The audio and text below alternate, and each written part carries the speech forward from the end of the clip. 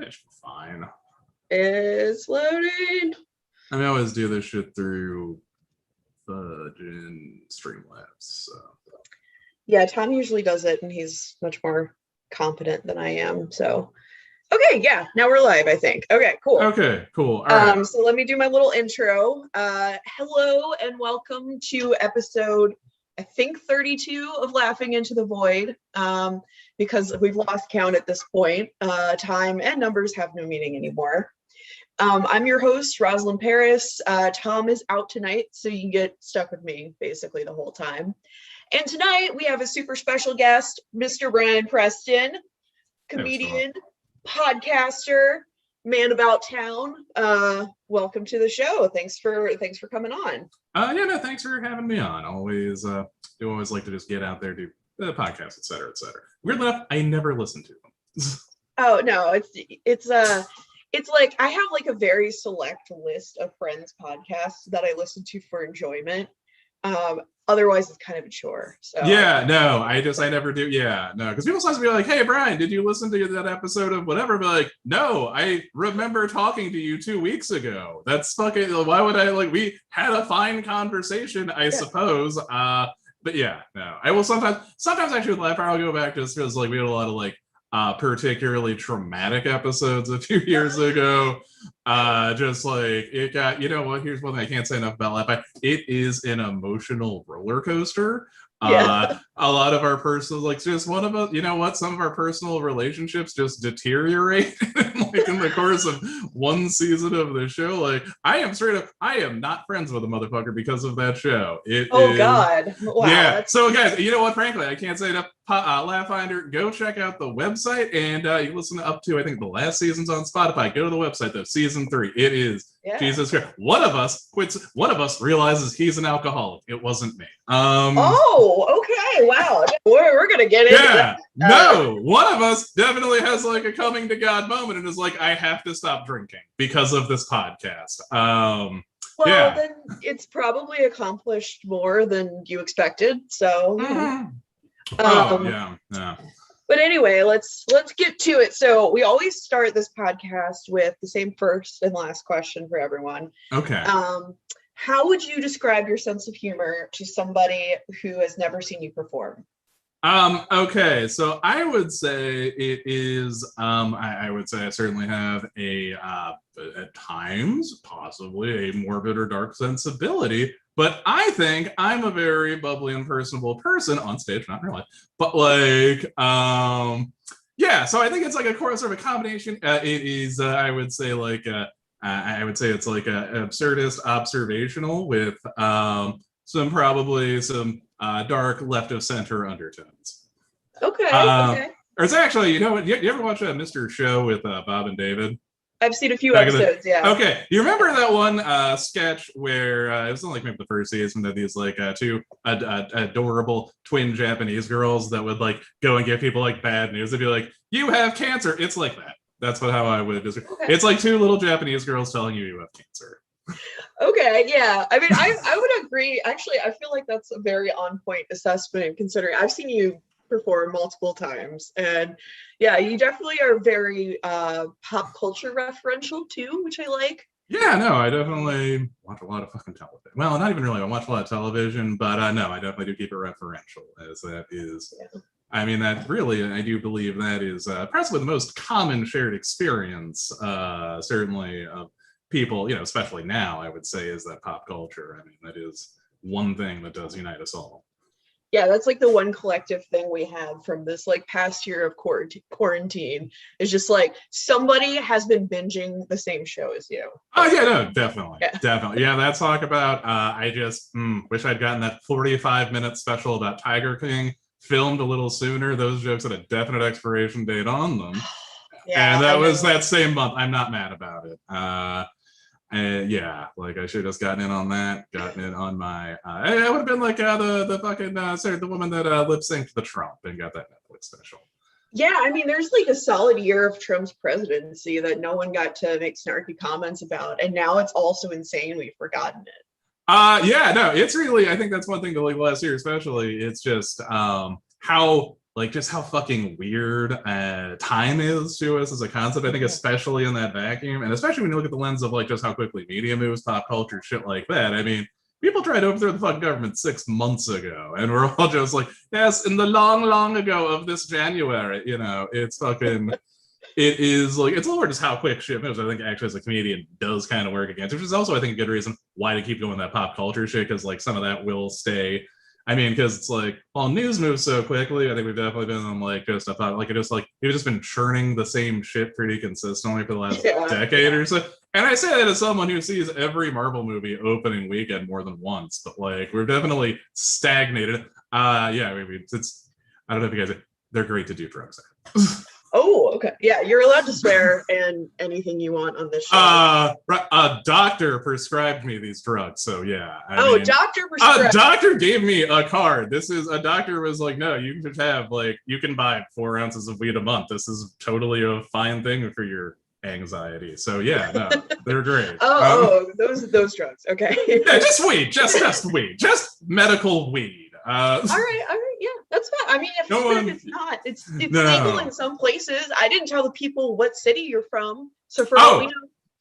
That is true. You know what? I violated my own HIPAA, so it's. Yeah, it's okay. One of our previous guests showed us his ankle monitor. No shit. That's no, it's fine. I mean, Jesus Christ. Honestly, I mean, if you do any sort of comedy podcasting, I mean, you're going to say, yeah, I wouldn't even say it's eventual. I would say a couple times an episode. I definitely confess to some shit, you know. Yeah, probably. I was on Mike Moran's podcast about like 2 years ago, confessional podcast. Check it out if you haven't listened to it. It's one of the few ones that I listen to enjoy. Fair enough. Yeah. I admitted to some light arson on there, I think. Okay. So, yeah. And it's statute of limitations, though. I don't know if it's like adult arson, so. Yeah, I was also like 16. Oh, okay. Also, I mean, no one solves crimes. They're really in Baltimore. Yeah, that is true. Like, no one gives a fuck about anything. It's great. Yeah, solving the crime requires paperwork. Yeah. And therefore, they don't want to do it. Yeah, they really do. It's like I've been in situations like, should I call the police? And I was like, no, why would you do what? Yeah, like someone broke into my car. Should I call the police? No, they're not. Fuck no. Yeah, what they're going to do? They're gonna make fun of my car. That's what they're gonna do. As well as their case. I am always like, and maybe hit on your partner too. Maybe, I don't know. Yeah. I live alone, so it's plausible. But yeah, I don't know. I'm always like, why are you breaking into a car without hubcaps? Seriously, is this what the fuck is wrong with your? Do you think there's like this is all an elaborate ruse and this is full of just gold doubloons and pirate? There is baseball tape on my fucking steering wheel. You're like, well, look at this guy. He's got tape money. Let's break into this car. Like, I only have one goddamn sun visor. That car would be in 11th grade now. Yeah, my car, I still have CDs in the little pocket. Yeah, no, same. CD player doesn't fucking work, but do they check through all your CDs every time they break into your car? Yeah, well, I caught a guy outside the wind-up space, rest in peace wind-up space, casing my car, and he was literally looking to see if he wanted any of my CDs. And I was like, sir, you do not want to listen to what I was into in high school. I promise you that. No one does. Like, yeah, get all this. Also, imagine getting arrested for breaking into a car and all you end up with is a bunch of pop punk and screamo CDs. Yeah, no, it's like, cool, I don't know. I need this Mighty Mighty Boss Tones discography to feed my family or some shit. Like, what? No, that's fucking ridiculous. These are all very common albums, and none of them in cases either. I would just like to say that. I keep these raw just in a pile. I have all the cases in the basement somewhere. Mine are in cases, but they're all in the wrong case. Oh, okay. So you open a Mighty Mighty Boss Tones CD, there might be an Alanis Morissette in there, and then you go to the Alanis Morissette case, and there's I don't know, a Dead Kennedys. Fair enough. I know it. Yeah. Oh yeah. No, I know it. And then I get to that point where it's like, the wrong case shit's in, and it is like, no, I have a system. I know where this is, and then why just put in the right case? It's like, because I don't live by your goddamn rules, mother. And then it's very ineffective to do things the correct way. And so Yeah. Oh, yeah. that way. Like, it's Yeah, fine. pretty much. Yeah, you just get like weird systems. I can tell like kinds of stuff just by like just like the height of other. Yeah, it's weird.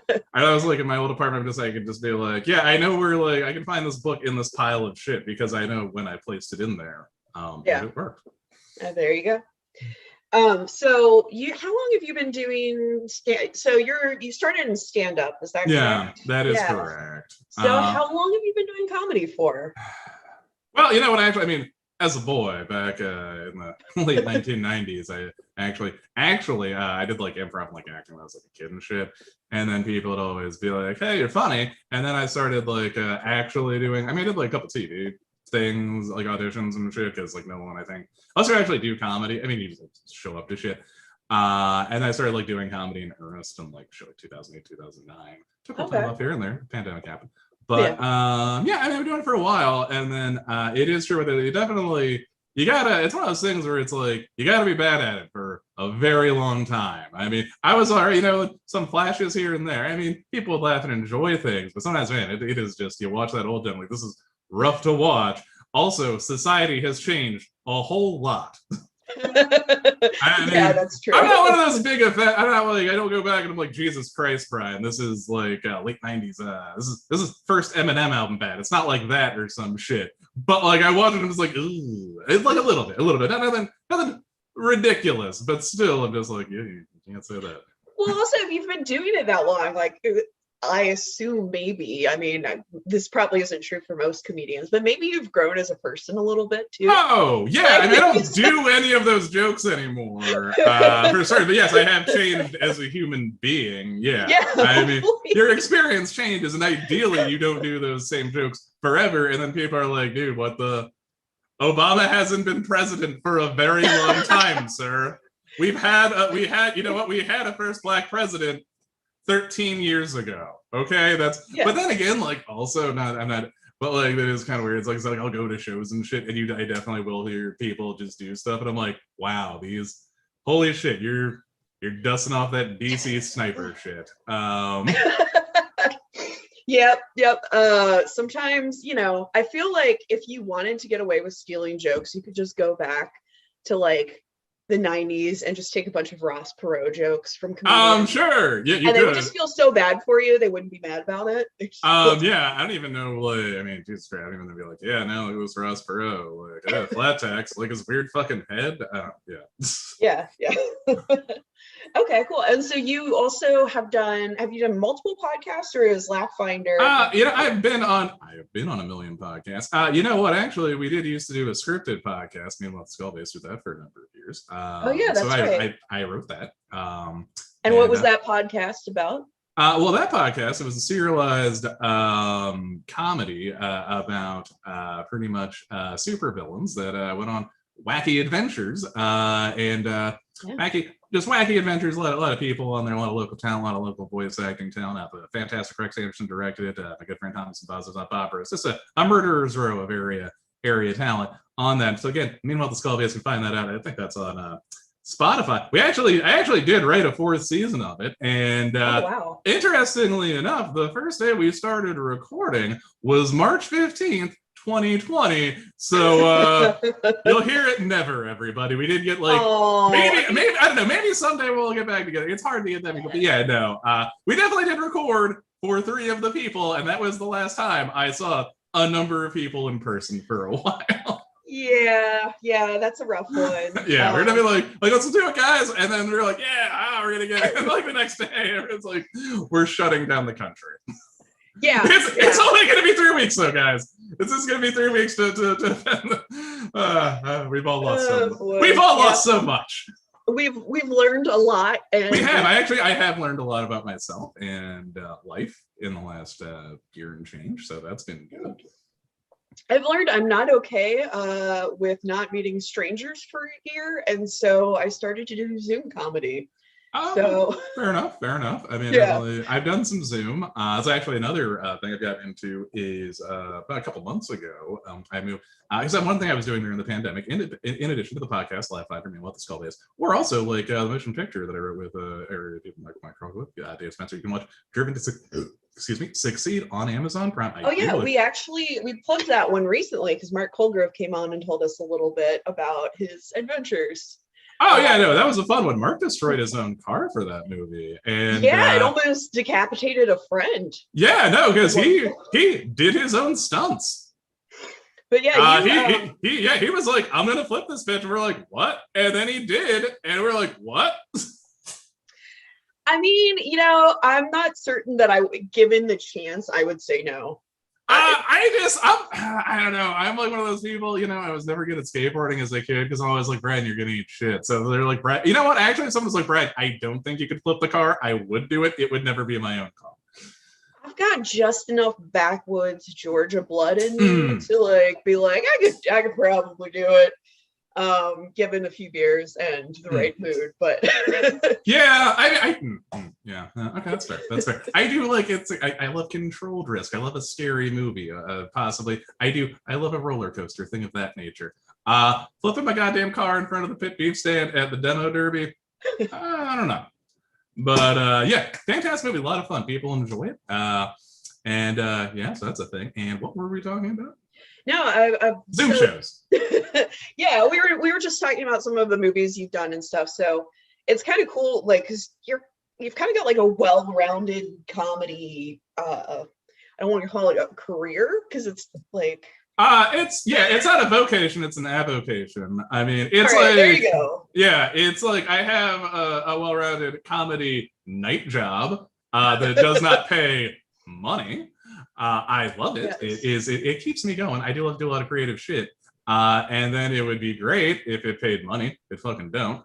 But again, it's just, it's just great to, like, be able to work with people and just have an outlet for that creative stuff.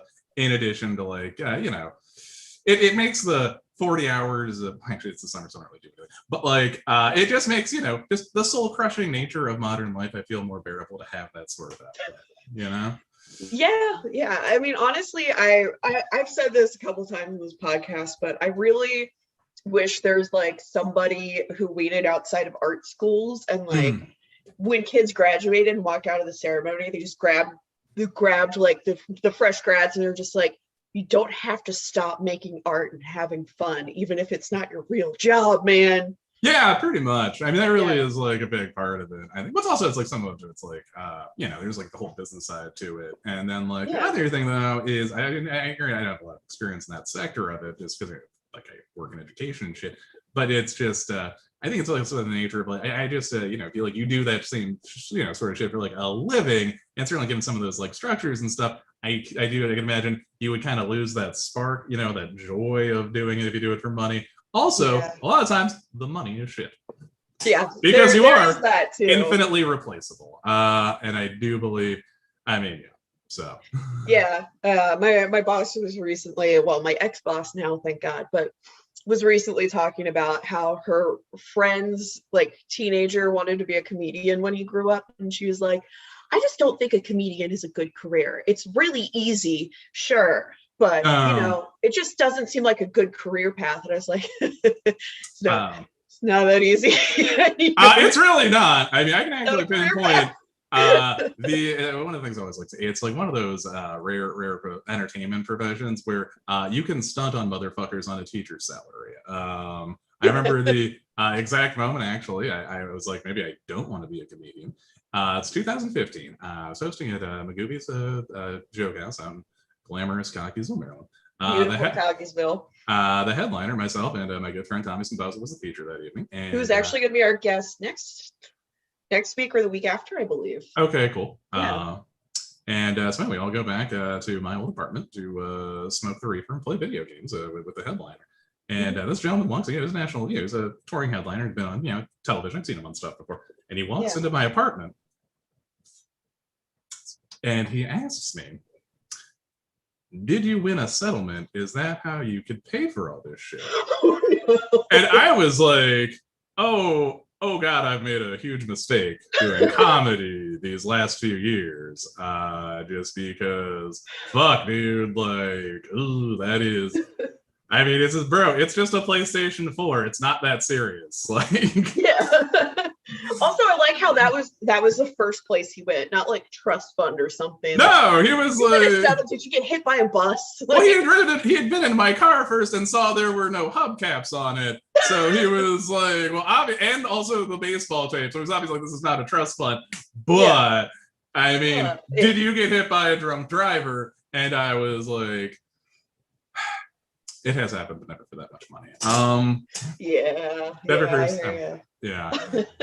So that was the point where you were like, okay, I'm gonna keep doing this, but maybe keep the day job. No, actually the first time it happened was a different comic I knew. I was talking to him, and he used to like write for Craig Ferguson or whatever. And he was like, you know how much money I made last year? And I was like, no. And he was like, I made $11,000 last year. I sleep in my car. And I was like, fuck, dude, that is bleak.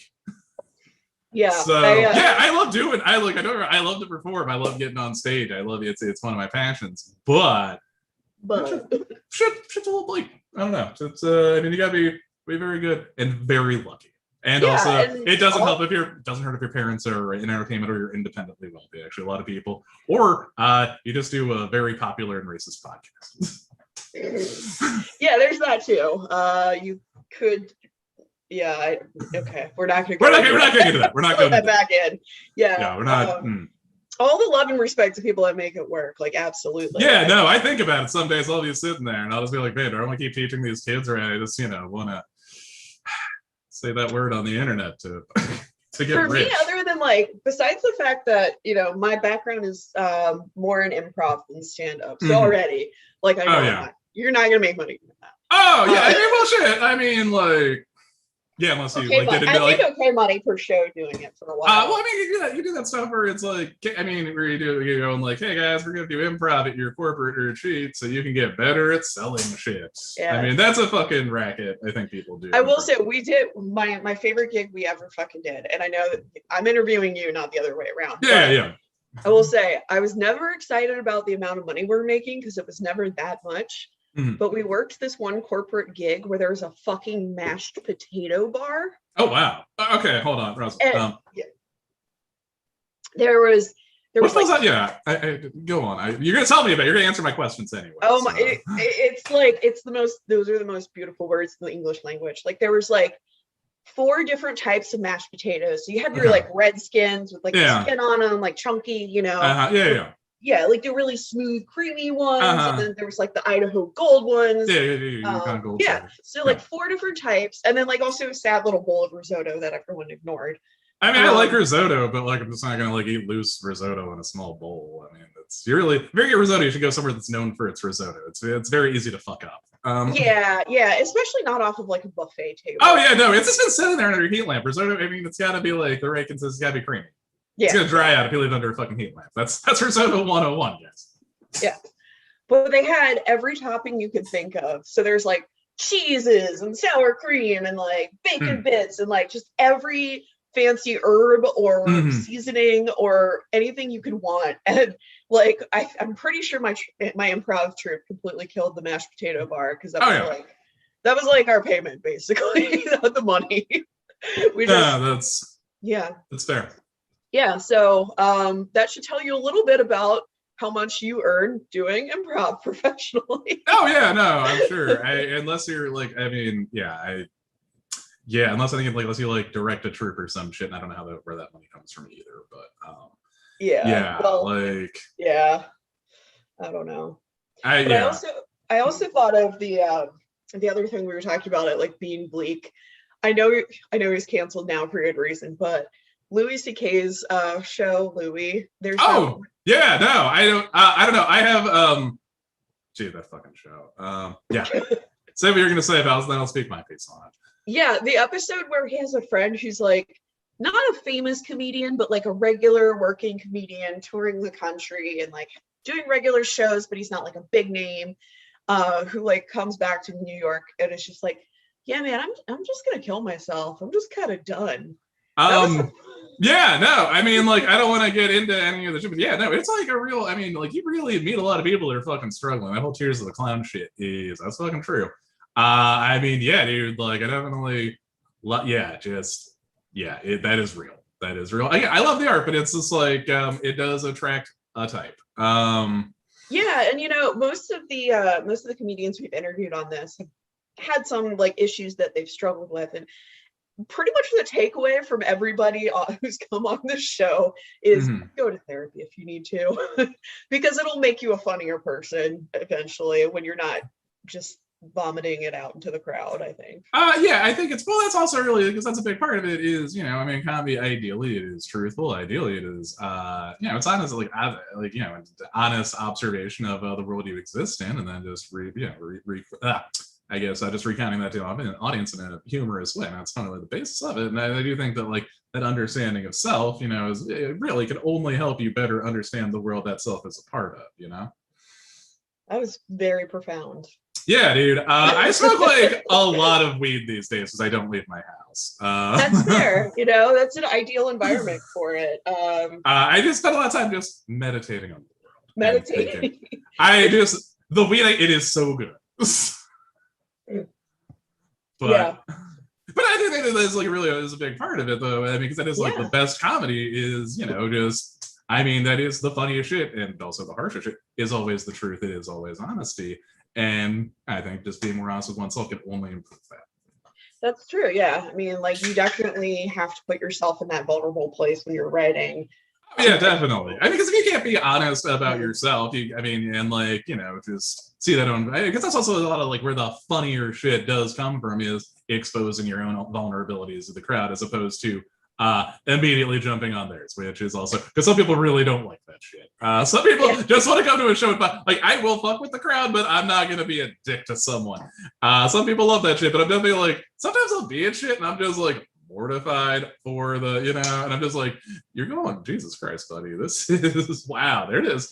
This motherfucker is just trying to eat dinner. They're on a date. They don't, no, they, God, actually the worst I feel sometimes is when the, it's a lot of the shit, they only have a couple clubs in the area. So all that shit happens bars and restaurants. I always feel bad for people that are out trying to have a nice meal and then they just get fucking ambushed by a comedy show. They're bringing out your entree. They're oh, also comedy starts in 5 minutes, and it's just just flip it down. You can't. No, you cannot. We cannot go back to the potato bar. We have to fucking leave.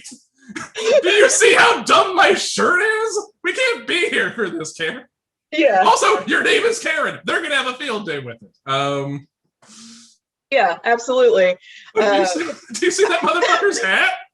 He doesn't have thoughts about the world. He's just, yeah. Anyway, okay. But yeah, so we talked about the Skull Base podcast a little bit. So tell me a little bit about Laugh Finder. What's the Laugh Finder, it's pretty much myself and I guess future guests of the show, Tommy Simbaza. And it started actually, the three of us have been on the show the entire time are myself, Tommy, and the lovely and talented Violet Gray, who was our dungeon master as Dorian. But yeah, so it's pretty much, it is, we play Pathfinder. We started out playing Pathfinder, which is pretty much Dungeons and Dragons 3.5. And then from that, we played we did that for 2 seasons. Then we got the 3rd season, we did Starfinder. Also, some of these seasons are really long. And the first season, we're sort of finding our groove. Some other comics on there. The 2nd season, that was when we got legitimate journalist, public radio personality, Aaron Hankin came out. I shouldn't say his name because we don't never want him to pop up in a search about the podcast because he's a legitimate journalist. And frankly, I mean, we're just awful people on the show. Just a bunch of, anyway. So for a while there, we're doing it in person. We also had some other comics. We have an audio, an in-the-studio audio guy who's also on the show. Other very comedian Eric Woodward is currently running it. We did in the before time, we would record at Magooby's Joke House. On Tuesdays, we would get guests on the show and shit. But pretty much, it's just we play tabletop games. We do a lot of banter on Tuesdays, and then Wednesdays during the pandemic, we started doing a game night thing. And then that is just not for the squeamish. I don't know. That shit is, it just, man, Degrassi, it fucking goes there, man. Jesus Christ. I think it's, it's people just hanging out, and then, it's you're not really in another room with the same room with another human being. Sometimes you just say some shit. I don't know. It's a lot of fun, but man, sometimes it goes there. There have been episodes I'm we have to delete this. No one can ever listen to this again. I just scrub this from the fucking internet. This is not fit for human consumption. So it's a lot of fun. We have a lot of loyal fans. And then we also get to do shows together and stuff like that. And yeah, so it's pretty cool. We've been doing that since shit, like 2016 maybe. I remember we did a live show. We were all just like making all these, like the first year we were doing it, we were like making all these jokes. We're like, they're never going to elect Donald Trump. Are all you people out of your fucking minds? Like, that's never going to happen in a million. But that hasn't aged well. Nope. I make a lot of those jokes. And I'm like, that's never, like, are you fucking stupid? Like, that many people aren't going to do that. This is, I mean, Hillary Clinton would have to just be, I would have to say something like Pokemon Go to the plot. I'm kidding. Or just be a woman in America. Yeah. But yeah. But it happened. It fucking did. Yeah. If only physically. So did you find it like hard to kind of keep up the performance aspect of the podcast during the pandemic? We just do it over we just do it over Zoom, and we've been doing it for a while, so we can always, just I mean, we always have a very good rapport with each other. We've been doing it for a while, so we just sort of fuck around with that. And then also, I will say that, like, as we started doing it, we would like do it with like our own. I would have like I'm gesturing over here, but I can actually see what I'm gesturing at my table. But like, I had like this whole setup over here for like rolling the dice and stuff. And then, of course, honestly reporting the scores. But like, we started doing, there's a lot of great shit online, actually. We were using Roll20 for a while. Now we're using Foundry. So there's actually a lot of really good shit for like doing the gameplay part of it online. I do miss having like guessing people. Oh man, also we had like Michael Winslow on a few times as like that's our only guest. He is a very nice older man who does not know how to use a computer or when to stop doing sound effects. He is so fucking nice though. Just the nicest guy. And he will never stop making stuff. He did tell me I did a pretty good print, so that was a high point of this whole pandemic. Super nice. We had him on the podcast a couple times, but man, and then you'd always have like this one guy being like, why doesn't my computer work? And just be doing, and he just like be doing shit like that. And we'd be like, be trying to do something, he's like, and we're like, that's great, that's amazing. And I'd be like, let's tell us about Police Academy. And they'd be like, it's a super phone. Or yeah, he does, yeah. So but yeah, super nice guy. Basically, exactly Baseball's character. Yeah, pretty much. He's pretty much the guy. Yes, it's just a super nice guy, doesn't know how a computer works, will not stop making sound effects. So that was a high point of the pandemic Life Finders. I would think that would be good if you're playing like Pathfinder or similar game, someone effects. I mean, we have a guy with a computer that does them, but it was just cool to have in-house ones, and we recorded some of those, I guess, to see them whenever. But so that was a pretty cool thing. And then we've been experimenting with a lot of other, shit to keep podcasting. So that's been fun. We definitely did some online shows during all this. Actually, the favorite show that I did personally during the pandemic was I kind of like to do like the weird shows, like where it's just not traditional stand-up. Yeah. I did this one show with a former Baltimore area for Josh Furlonger. He was on, I did his show, the Internet Read Aloud. And I got paid like $200 to talk about Garfield hentai for 15 minutes. I literally, it was just like, just pick a thing about the internet. And I'm like, I'm doing weird Garfield fan art. And I did that. I talked about it for like 15 minutes. And then he's like, I'm like, this is actually, this is a pretty good amount of money to get paid for not doing that much time and having it all be about just erotic Garfield art. It was all erotic Garfield art, but a lot of it was erotic Garfield art. To be fair, I mean, so just background for anyone who's watching, if anyone besides is watching, Tom's mom maybe, but she's probably signed off by now. But Brian and I first met through doing events at the Wind Up Space, this big multimedia venue here in Baltimore, and we both performed, I guess, at fan fiction night one year. Yes. And those are always fun. Brian wrote probably the best and most profound Garfield philosophy fan fiction that I've ever heard.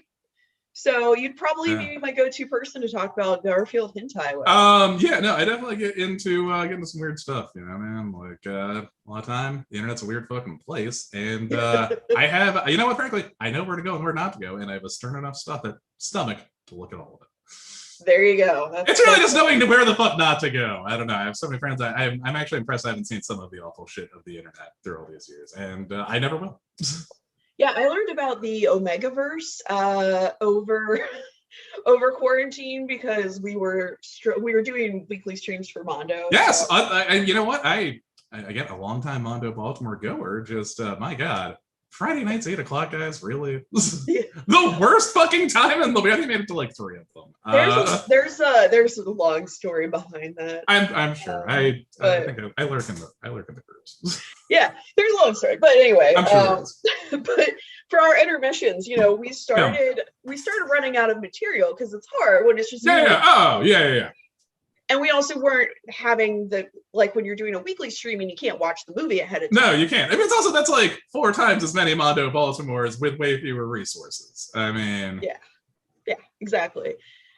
So for a while we were doing PowerPoints, and Dad Ghost prepared one on the Omegaverse, which is some sort of weird furry fan fiction porn community where like people get pregnant and dominated, and I don't know, but okay, it's definitely like you have to know when to draw the line with that kind of thing. And dude, his presentation went on for like a good 15 minutes. Holy shit. I don't even know. I mean, like, was he like, and then Sonic begat like Sonic Tails baby hybrid? I don't, you like genealogies of the weird. Fuck, that sounds Jesus. It was impressive. I'm sure it was. There is some sort of copyright scandal, that I don't understand because it's essentially all copyright infringement. Well, I mean, but I think it also depends on like if it falls under, because we have like a lot of parody laws. Yeah, Creative Commons and parody laws let people get away with a lot of shit. Oh, that's true. So, but then again, I don't know. I'm just not as up on fan fiction law as I should be. Yeah, sadly, we don't know fan fiction. I mean, again, it's really the state of Georgia against pregnant Sonic from 2003, one of the bigger cases in fan I would fiction law. I would love pregnant Sonic to go to the Supreme Court. Yeah, especially with the current conservative majority. I'd love. I mean, you know what though? Honestly, if anyone's down with pregnant Sonic, it's Clarence fucking Thomas. The guy's a scum. The guy's a fucking perv. If anyone's probably the daddy. He probably is. He's like, I told you you're not keeping the. Told you not to keep this baby, Sonic. Okay. But yeah, anyway, enough on that subject. So what do you kind of hope? This is the question we usually end with. It's a little early to ask it, but I feel like we're kind of just there organically. What kind of stuff do you have coming up? Like long term, what's the plan? Short term, what kind of stuff do you have going on? I've been writing a lot of stand up, and kind of I've been hitting like the old schedule as far as like workshops, but I'm getting into some VR comedy. It's a thing. They have on Oculus through we got Altspace. Tommy got me into that like a couple months ago. I'm just doing some of those shows. It's fun. They actually, what I like about it is as opposed to the Zoom shows, you get like more audience feedback, and it's also a lot more. It's not entirely in real time. Of course, you have like internet latency and shit, but it's closer to real time, and also you get people from around the world and shit. So that's kind of cool. And tell me a little bit more about that. Like, so it's virtual reality. So it is VR. It's pretty much you go into this one. There's like a bunch of different VR apps where people just like hang out and shit. You make your little so it's like a me. If you remember the fucking Mii's from the Nintendo Wii, it's like at that caliber of avatar. Maybe a little bit more of like customization options, but like for what you go, you make your little dude and shit. And then you just go out there, you get up, there's like a virtual comedy club. I do the Failed to Render shows. Doing that actually, Tommy and I are both doing that show tomorrow night, 10 o'clock Eastern Standard Time on Altspace VR. So just come out to the Failed to Render Comedy Club. They actually just did a hybrid in real life / VR show in Vegas. I think we're going to be doing one of those in like a couple months. I forget where. So it's a cool thing to do. Also, I like about it is again, I don't have to leave my house. Yeah, exactly.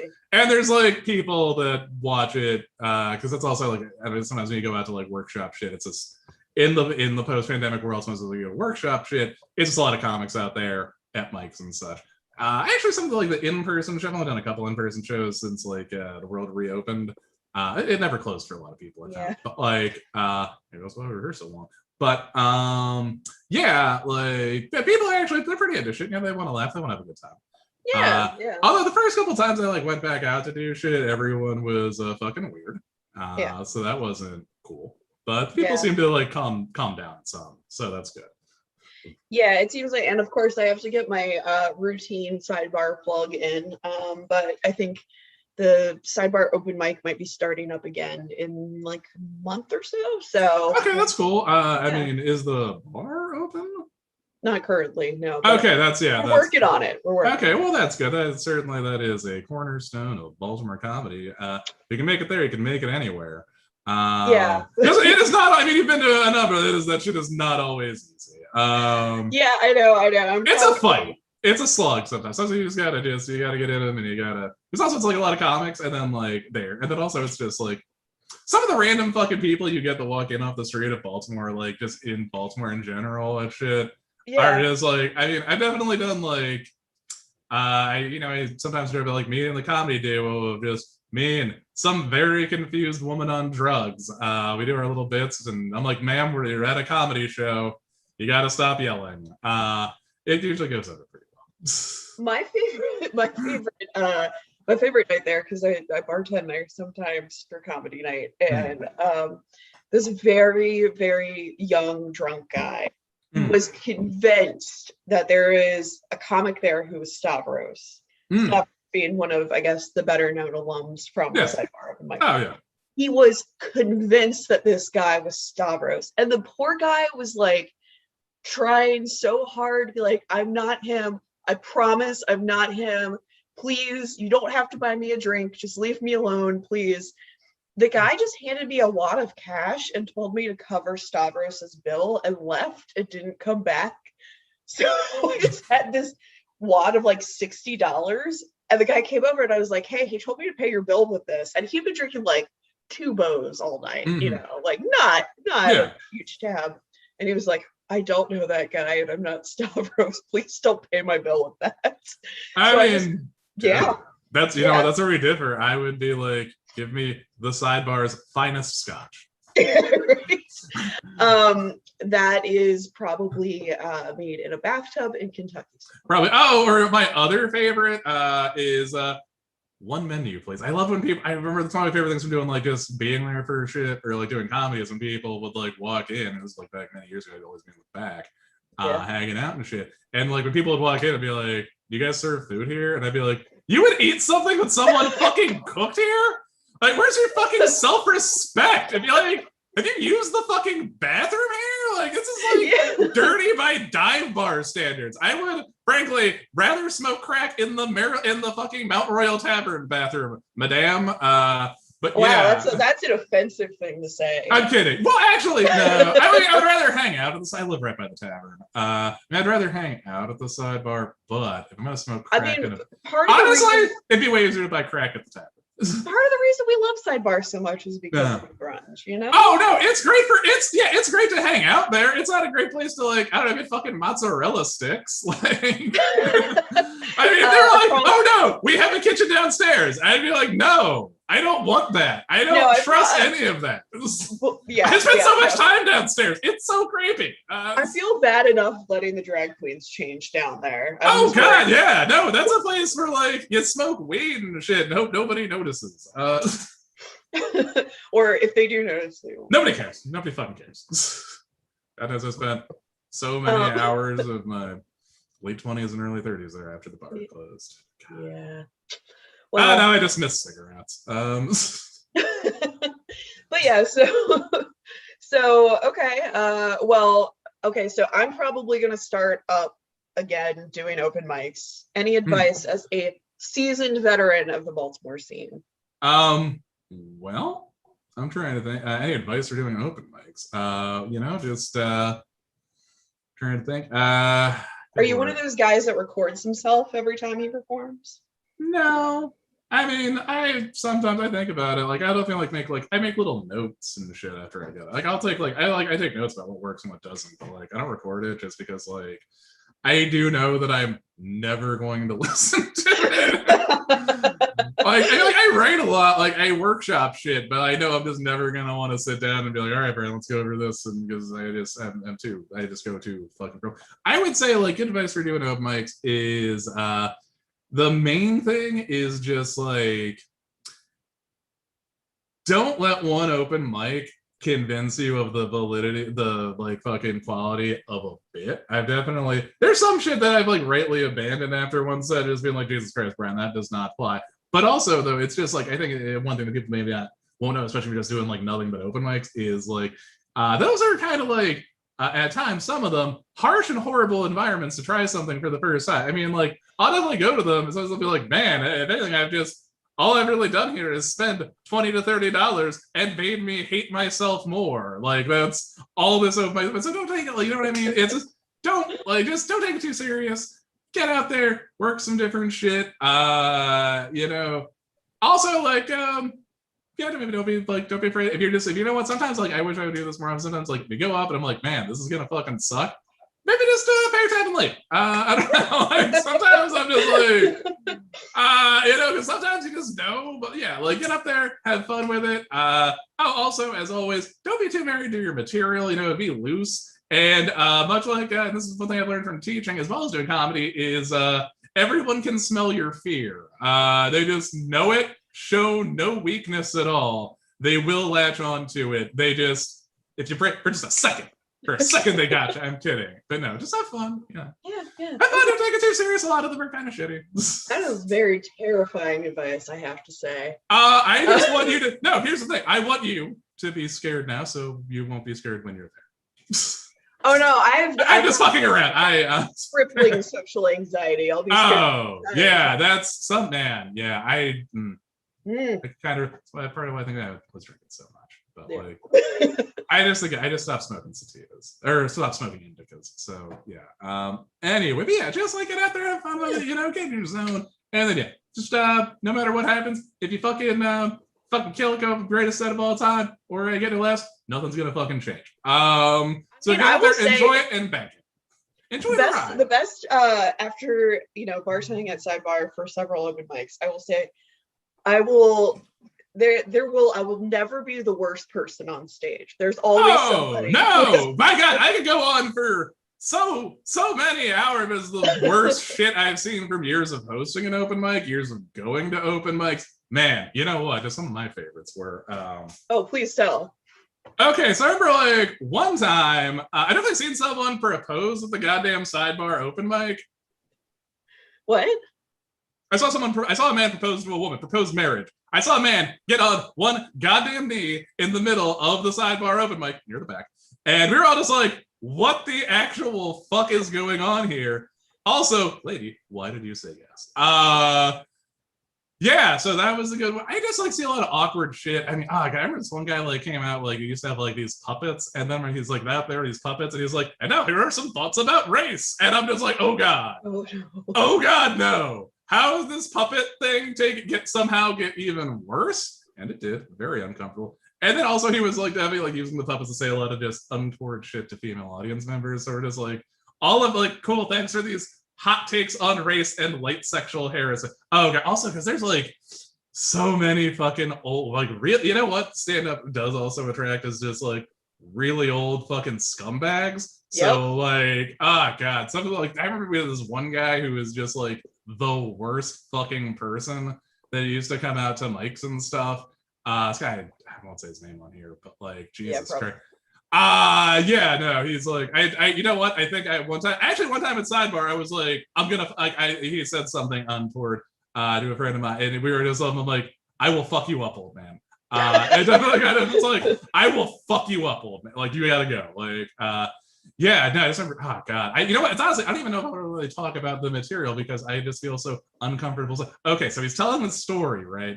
About and this is like one of the most uncomfortable things I think I've seen in open mic. And he's telling a story about having sex with a prostitute on his mother's grave. And then he was like, but then I remember we had to face these because we're Catholic, and that was the punchline. And I was just like, I feel so deeply uncomfortable about this. And I just repeated the story. Much like The Ring, it lives on because yeah. It's just the evil is now in everyone watching. But so now I have to tell somebody about it, or else it's gonna be stuck. Yeah, no, it's just it's like most of the shit is just me just being at something and laughing uncomfortably at like, oh man, yeah, God, just a lot of great and awful hours of my life spent just making this art we call comedy. Just I do remember, I think right before the pandemic, it actually even might have been the last open mic that I bartended. This one creepy older man got on stage and his entire set was just him pelvic thrusting a stool across the stage for all 5 minutes. Wow.